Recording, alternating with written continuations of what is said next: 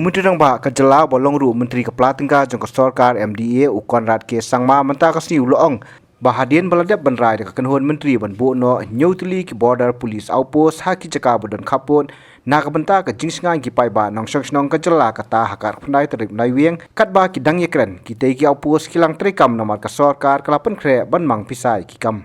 No, setting any timeline. The government has taken a decision to set up 7 outposts in sensitive areas.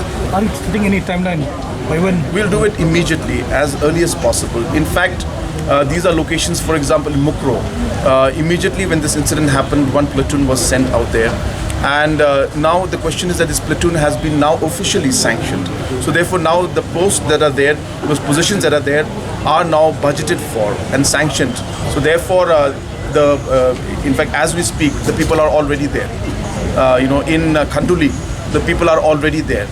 So now it's just that we are regularizing things and we are ensuring that these become sanctioned posts, and then regular and permanent people will be put in there, because initially when these people were put in, they were put in from an emergency point of view, and those are posts that were not sanctioned for specifically for those areas, but were from the headquarters or from the district headquarters, and they were temporarily put in those places. So these are all things that as we speak are already happening.